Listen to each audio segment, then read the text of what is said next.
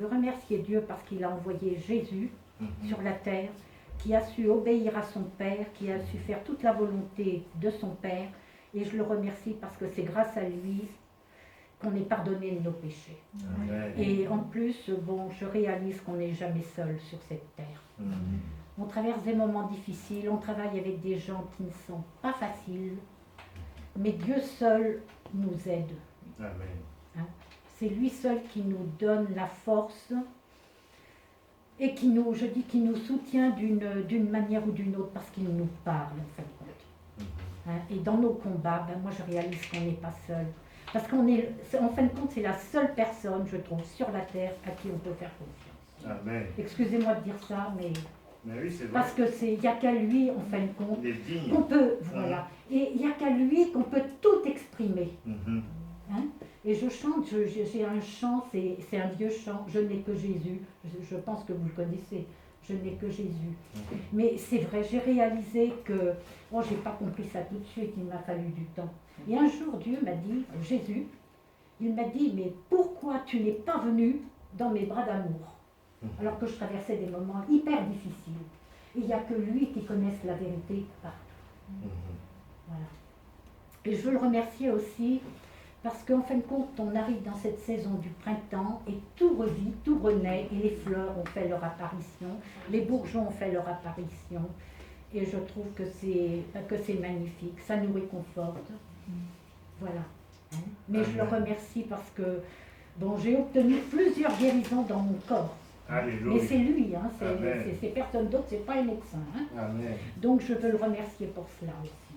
Gloire à Dieu. Merci Seigneur. Merci Jacqueline pour le témoignage et de la bonté de Dieu. Il faut compter toujours les bienfaits De Dieu. Est-ce qu'il y a d'autres témoignages?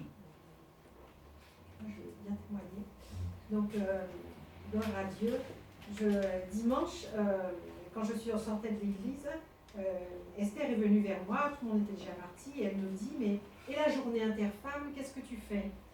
Alors j'ai trouvé ça vraiment conduit par Dieu, parce que depuis quelque temps, j'avais tellement de travail, j'étais tellement préoccupée que je disais, Seigneur, de toute manière, la journée interfemme, je laisse tomber, je ne fais plus rien, je n'ai pas le temps, je n'ai pas la force.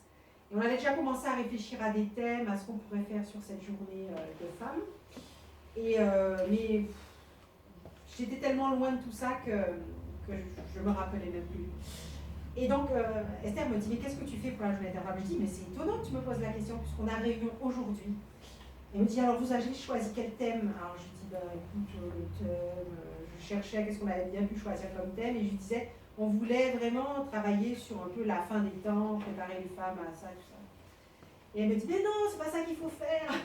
Elle me dit, il faut faire portes ouvertes. Je fais, ah bon Alors je me dis, mais elle n'en sait rien, pourquoi elle me dit ça? Et puis je suis partie avec ça dans la tête en me disant, bon, je ne sais pas trop, ben on verra. Et puis j'avais aussi quelques soucis avec quelqu'un qui me préoccupait et cette personne m'avait un petit peu offensée et ça me perturbait, j'en ai parlé à quelques-unes. Et je suis rentrée à la maison vraiment un peu pas trop bien en pensant à tout ça. Et voilà. Et l'après-midi, la personne qui m'avait fait du tort me contacte et me dit « Je suis vraiment désolée, je m'excuse et tout ». Et là, je vois que les prières ont porté du fruit parce qu'il n'y a que le Saint-Esprit qui peut entraîner la repentance. Et là, ça me met dans une joie, une euphorie parce que je me dis il n'y a que le Saint-Esprit qui peut faire qu'en une journée, on puisse changer d'avis et revenir sur... Alors déjà, j'étais très boostée et là, je commence à considérer ce qu'Esther m'a dit. Et je regarde, elle m'a envoyé plein de docs sur WhatsApp et tout. Alors je commence à regarder et je me dis, peut-être Seigneur, c'est ça qu'il faudrait qu'on fasse, je ne sais pas. Et je commence à penser à tout ça. Et j'étais à la réunion avec tout ça et j'en ai parlé aux sœurs. Et finalement, on s'est dit, oui, c'est ce qu'il faut qu'on fasse. On cherchait une oratrice. Et bien, on a eu une oratrice de Portes Ouvertes qui va nous accompagner là-dessus. Et voilà, tout s'est mis en place. C'était vraiment formidable. Je suis passée de ne pas avoir de force pour faire quoi que ce soit, ou le Seigneur qui fait tout. Et c'est vraiment, ça rend bien ce qu'on se dit là ce matin, c'est que le Seigneur nous apprend finalement la guerre et en fait cet art de la guerre c'est de pouvoir compter sur lui dans l'adversité et au fond quand on ne peut rien faire, eh bien, le Seigneur il le sait et il suscite des choses. on peut prier, on peut toujours prier, on peut toujours rappeler sa parole, et c'est ça qu'il faut qu'on fasse, même à bout de force. On prie, on rappelle sa parole, et il agit, et on voit sa main, et il agit, on voit que c'est lui qui agit. Donc je rends gloire à Dieu pour ça, et je vous encourage, frères et sœurs, les jeunes aussi, par rapport à vos devoirs en classe, vos difficultés, peu importe la difficulté. Des fois, elle nous paraît trop grande, et puis nous n'avons pas la force. Il ne faut pas se culpabiliser de dire « je n'ai pas la force, je ne comprends pas, je suis nulle, etc. » Non, il faut s'appuyer sur ce qu'on sait faire. Et ce qu'on sait faire, c'est prier et garder la parole de Dieu. Alors si c'est ce que tu sais faire, c'est ça que tu fais. Tu n'arrives pas à faire plus, n'en fais pas plus. Mais le Seigneur fera le reste. Et ça, vraiment, nous pouvons bénir le Seigneur pour ça. Amen. Merci Seigneur. Je veux juste ajouter pour l'Interfemme, c'est une grande journée de rencontre de femmes pour les églises autour de Clermont et Rion.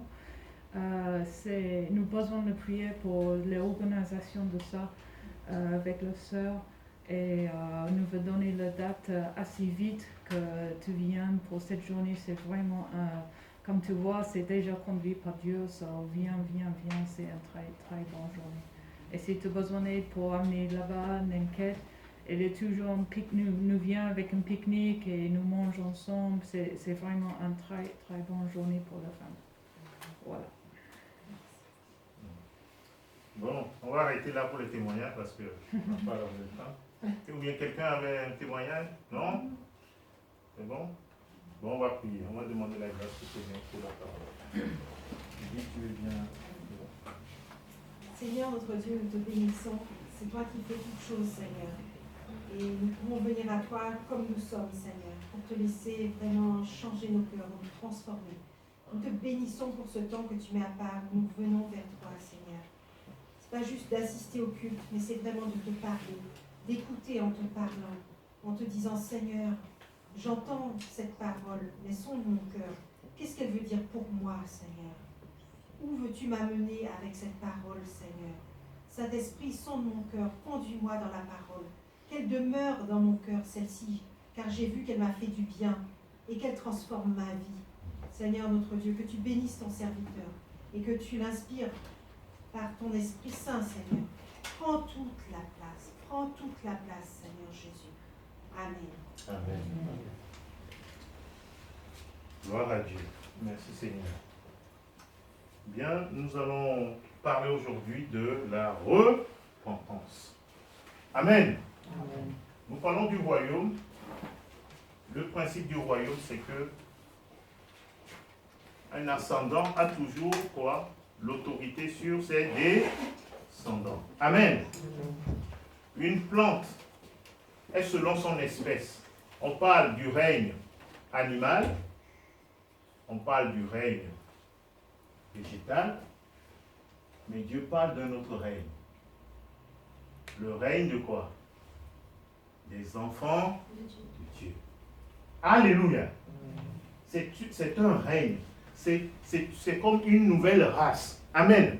Une plante, quand je prends un maïs, je plante un maïs, ça va me donner quoi? Du maïs. C'est ça qu'on appelle le règne végétal. C'est-à-dire que Dieu a fait que chaque espèce, il y a quelque chose qui commande, quelque chose qui contrôle. Quelque chose qui contrôle l'expression extérieure. Donc un maïs ne peut pas devenir un citron, un citronnier. Et vice-versa, ce n'est pas possible. Amen. Amen. Donc Dieu fait de nous quoi? Une nouvelle plante avec Jésus. C'est Dieu qui l'a fait. Mais maintenant, dans le royaume, il y a un principe. Dieu dit, fais attention, les pensées. La repentance, c'est quoi? C'est les pensées. Aligne toujours tes pensées avec celles du Seigneur. Tu es maintenant une nouvelle race avec le Seigneur. Tu es une même plante avec lui. La sève qui coule en toi, ce n'est plus la même. Avant, tu étais une mauvaise plante, tu produisais de mauvais fruits. Mais Dieu a changé les choses. Dieu n'a pas changé les choses à l'extérieur, il a changé à l'intérieur. Alléluia. Amen. Au commencement, Quand Adam et Ève ont péché contre Dieu, est-ce qu'ils sont morts tout de suite? Non. Mais Dieu parlait d'une mort, n'est-ce pas? Oui.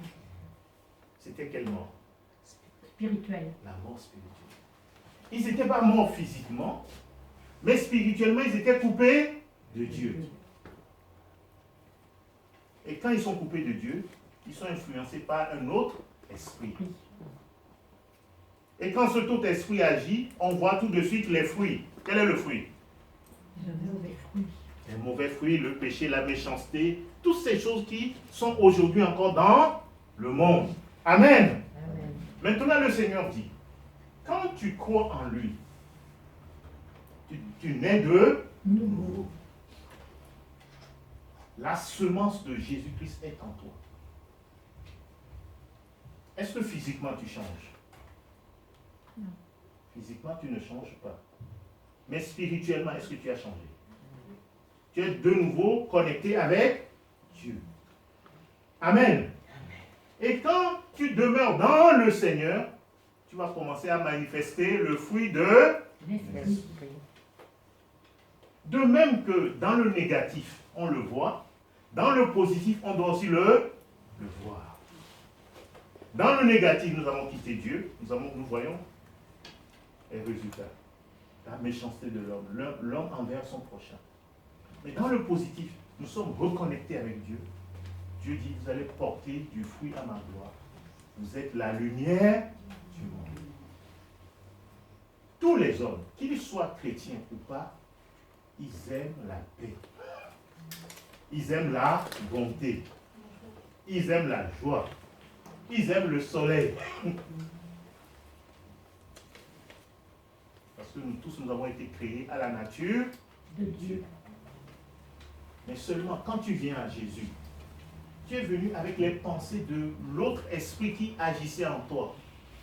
Tu as gardé sa façon de penser, sa façon de voir les choses. Dieu dit maintenant, tu vas changer ta façon de penser avec ma parole.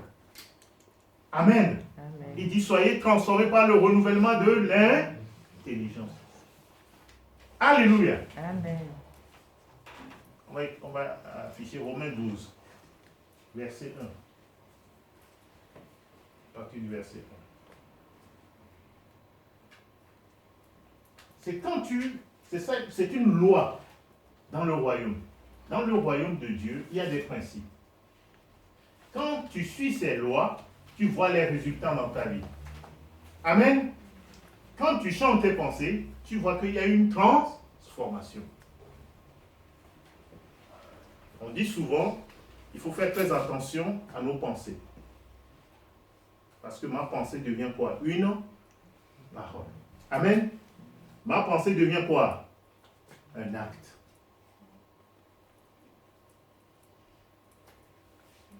Quelqu'un ne se met pas à être en colère comme ça, c'est parce qu'il a déjà réfléchi. La pensée précède les actes. Amen. Amen.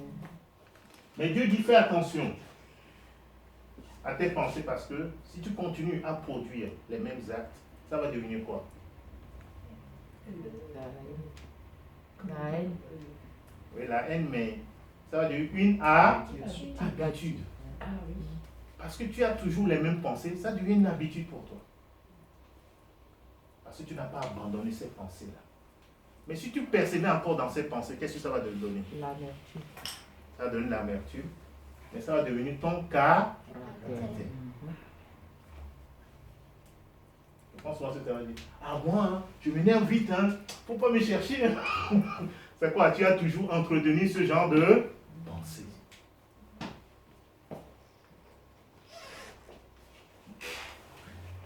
Faut pas toujours dire, ah moi je suis comme ça. Tu n'es plus comme ça. Alléluia. Amen. Tu es un enfant de Dieu. Dis à ton voisin, tu es un enfant de Dieu. Amen. Ne laisse pas Satan te dire, c'est-à-dire les pensées du malin, là. Il faut enlever ça. Et Dieu dit, si tu continues dans ce caractère, ça va changer ta destinée. c'est très important. C'est très important de faire attention à nos pensées. Amen. Amen. Donc la foi, d'où vient la foi? La foi vient de ce qu'on Entend et ce qu'on entend vient d'où? de la parole de Dieu. La parole de Dieu. C'est ça la vérité. C'est quand tu commences à entendre Dieu et tu lui obéis. Amen. C'est ça l'obéissance. Tu commences, ça y est, la foi naît dans ton cœur. Parce que tu avais écouté toutes sortes de choses sur Dieu. Les gens aujourd'hui, si tu les prends, tu rencontres quelqu'un qui dit, mais est-ce que Dieu est bon? Ils vont te dire, mais et la guerre en Ukraine? Hier, je faisais l'évangélisation, il y a quelqu'un qui m'arrête, il me dit, alors il y a la guerre en Ukraine. Je dis, mais Dieu est un Dieu de paix, Dieu est bon, Dieu n'a pas changé. C'est nous les hommes. Ce n'est pas la faute à Dieu. Amen. Nous devons changer notre mentalité vis-à-vis de Dieu. Dieu ne change, Dieu est toujours bon. Jamais Dieu n'est pas, souvent les gens ont une fausse idée de Dieu. Et quand Dieu est un père fouettard, il te guette. Dès que tu fais une faute, est-ce qu'il est comme ça? C'est un papa. Amen. Dieu est un papa qui veut notre bien. Il dit, je vous exhorte donc, frères, par les compassions de Dieu, à offrir quoi? Vos corps comme un sacrifice vivant. Et tu te donnes à Dieu. Tu te donnes parce que tu as confiance en lui. Amen. Amen. L'apôtre Paul a dit, l'amour de Dieu me presse, nous presse. Amen. Car nous estimons que si un seul est mort, tous sont donc morts. Et si nous vivons pour qui? Nous vivons pour celui qui est mort pour nous. Jésus est mort pour nous. Amen. Nous vivons pour lui.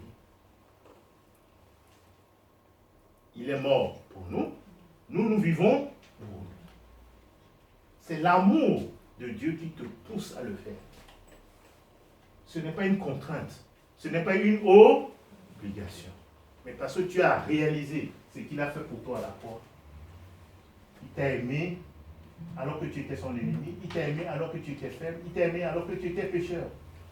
C'est cet amour-là qui te pousse à dire, mais s'il a fait ça pour moi, il a donné sa vie pour moi. Mais moi aussi, je vais lui donner ma vie. Amen. Amen. Je veux vivre pour lui.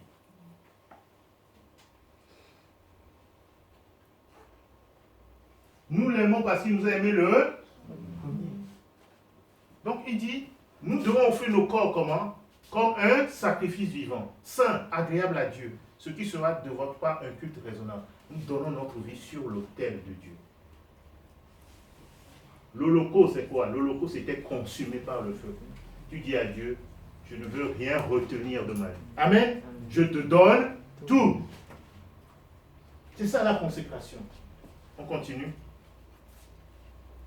Ne vous conformez pas au siècle présent. C'est ça. Ne vous conformez pas. Le siècle présent, c'est-à-dire les gens autour de nous, la vie autour de nous, tout ce que Satan met en place. Mais soyez comment? Transformés par le renouvellement de quoi? L'intelligence. L'intelligence est le centre de nos pensées. Amen. C'est ça qui te transforme. On voit Esther, on dit, ah non, mais ceux qui connaissaient Esther avant, ils disent, ah non, c'est pas la même. Hein, Martine? Ceux qui connaissaient Martine disent, non, elle a changé. Amen. Ceux qui connaissaient Aurore ont dit, elle a changé. On voit des changements, hein? Depuis que tu écoutes la parole, il y a des changements dans ta vie. Nous, on le voit. C'est ce que fait la parole de Dieu. Amen. Amen. Elle nous change, elle nous transforme. Parce que nos pensées changent. C'est un principe du royaume de Dieu. Fais attention à tes pensées. Dis à ton voisin, fais attention à tes pensées. Fais attention à tes pensées. Hein? Amen. Les pensées, c'est dangereux. La pensée que tu nourris tout le temps, là, peut te faire des dégâts. Fais attention. Il faut amener cette pensée, tu la soumets à Dieu, parce que sinon elle va te contrôler. Dieu dit, tu dois changer tes pensées vis-à-vis de moi, tu dois changer tes pensées vis-à-vis de toi. Comment Dieu te voit? Est-ce que Dieu te voit comme un pécheur? Il te voit comment? Comme un juste. Comme un juste, comme un saint. Amen. Tu sais que tu es saint aux yeux de Dieu. Saint qui divers. Tu vois, lui-même, ça lui fait bizarre. C'est comme ça que Dieu te voit. Dieu t'a sanctifié en Jésus-Christ. Le nouveau Philibert est saint. Mais dans la chair, tu vois encore des choses, mais tu dois renouveler l'intelligence pour voir en manifestation le nouveau Philibert en Christ.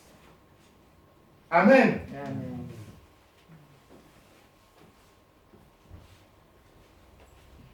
Donc ton voisin qui est à côté de toi, en Christ, est un saint. Amen. Saint-Olo.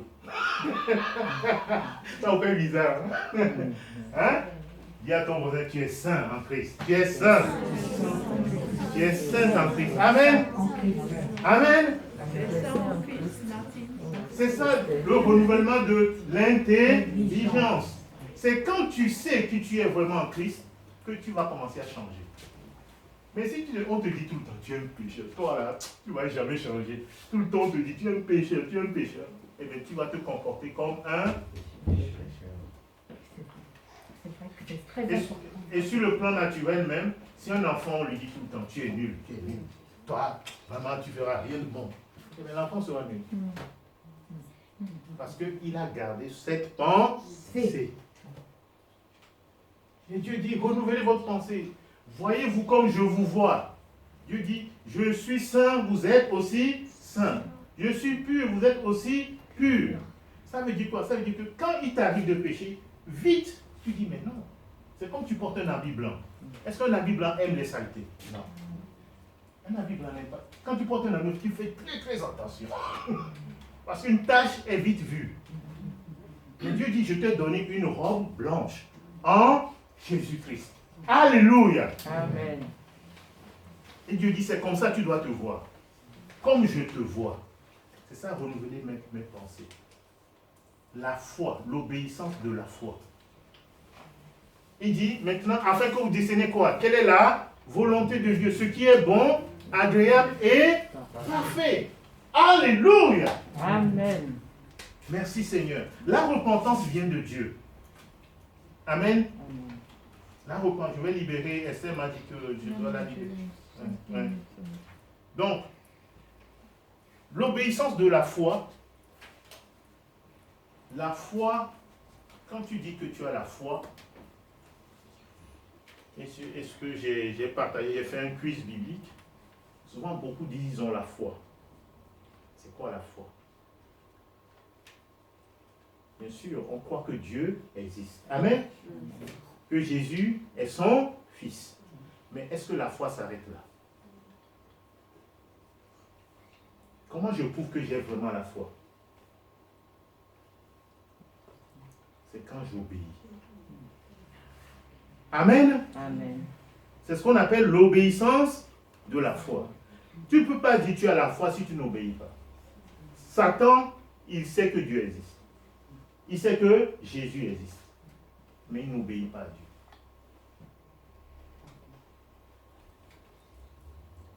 Donc, quand je nais de nouveau, je reconnais que Jésus, je suis né de lui. Amen. Amen. Il est comme mon Père, il est mon Père. Je lui obéis. Si vraiment je crois que je suis né de nouveau, que je suis son enfant, je suis prêt à lui obéir. C'est ça l'obéissance de la foi. Alléluia. Amen. Gloire à Dieu. 1 Pierre 1, verset 14. 1 Pierre 1, verset 14.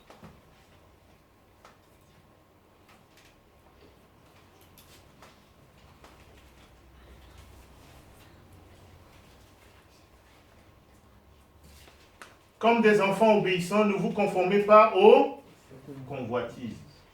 On n'obéit plus aux convoitises.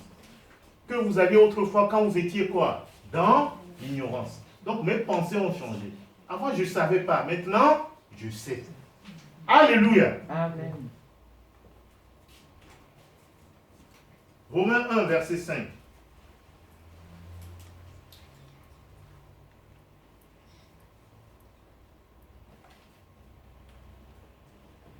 Donc, tu peux commencer au verset 4. Voilà. Et déclaré fils de Dieu, par avec puissance, selon l'esprit de sainteté, par sa résurrection d'entre les morts, Jésus qui est notre Seigneur, oui. Par qui nous avons quoi? Reçu la grâce et l'apostolat pour amener en son nom à l'obéissance. L'obéissance de la foi. Les païens, c'est-à-dire ceux qui avaient les faux dieux. Maintenant, on les amène à obéir au seul vrai Dieu. Donc, la foi entraîne une obéissance. Amen. Amen. C'est pas l'apôtre Jacques a dit, tu dis tu as la foi, mais montre-moi tes œuvres. Les œuvres montrent que j'ai la foi, que j'obéis désormais à Dieu. Alléluia. Amen. Romains 15, verset 18.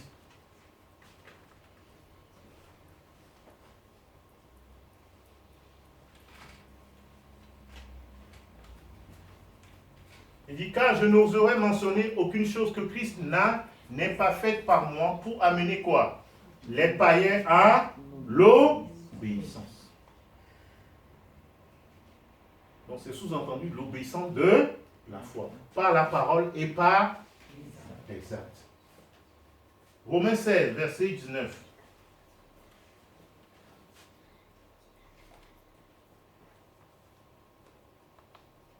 Il faut prendre des notes, il faut prendre des notes.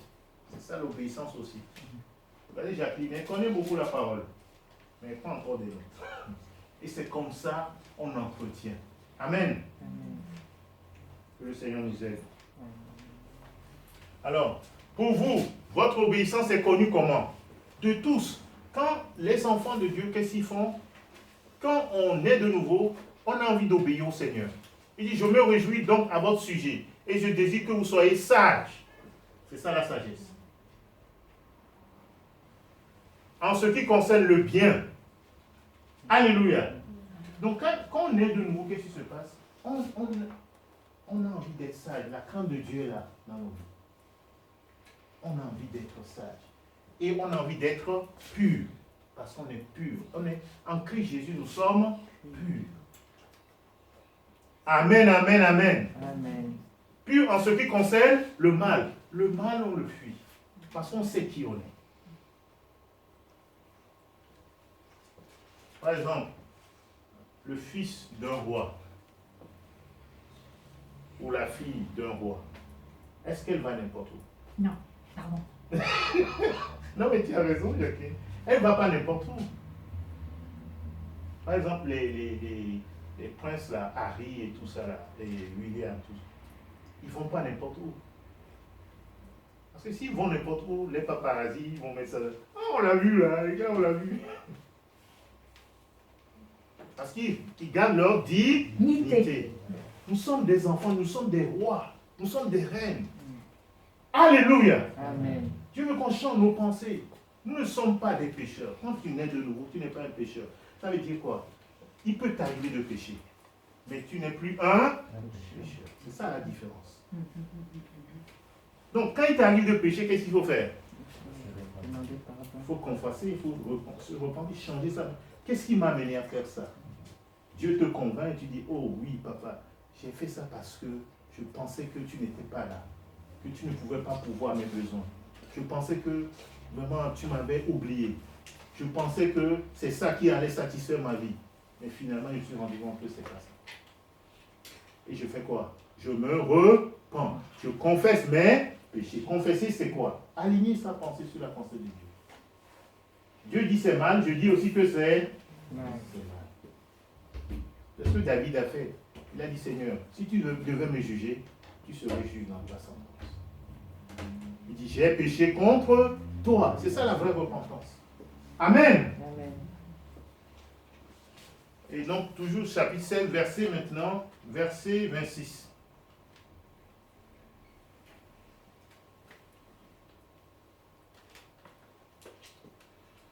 Donc, il dit, mais manifestez maintenant par les écrits des prophètes, d'après l'ordre du Dieu éternel, et portez à la connaissance de toutes les nations, afin qu'elles fassent quoi? Obéissent à la foi. Donc, toutes les nations, Dieu veut qu'on obéisse à la foi. C'est ça l'obéissance de la foi. C'est très très important. L'obéissance de la foi. Désormais, notre confiance est dans le seul vrai Dieu. Notre confiance est dans le Seigneur Jésus-Christ. C'est à lui que j'obéis désormais. C'est lui mon roi. C'est ça le royaume. Amen. Amen. Et quand je lui obéis, je vais voir le fruit dans ma vie. Maintenant, cela implique quoi? Quand je dis l'obéissance de la foi, c'est que je commence à obéir à la vérité. C'est-à-dire, avant, j'obéissais au mensonge. C'est le diable qui contrôlait ma vie. Mais maintenant, Jésus contrôle ma vie. Obéissant de la vérité, nous le voyons dans 1 Pierre 1, verset 22.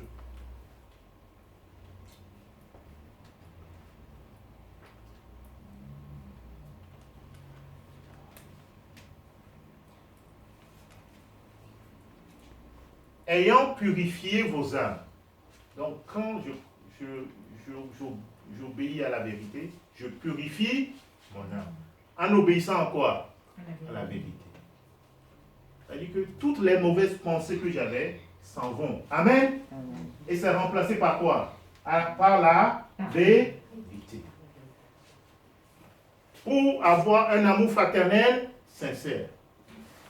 Regardez, dans l'église, nous venons d'horizons divers et variés. Nous ne sommes pas nés d'un même père ou d'une même mère sur le plan naturel. Mais Dieu a fait de nous quoi? Ses enfants. Et nous avons un même père dans le Seigneur. Amen. Donc cette vérité, si je crois à cette vérité, ça va changer mon comportement vis-à-vis de mes frères, de mes sœurs en Christ. Je les vois vraiment comme de vrais frères, de vraies sœurs en Christ. Alléluia. Amen. Je n'aime pas que ma famille naturelle, j'aime ma famille spirituelle. Et là, notre amour fraternel sera sincère. Parce que j'obéis à cette vérité. Ça ne se fait pas automatiquement.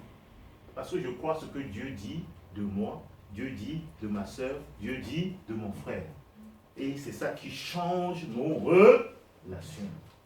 Alléluia. Amen.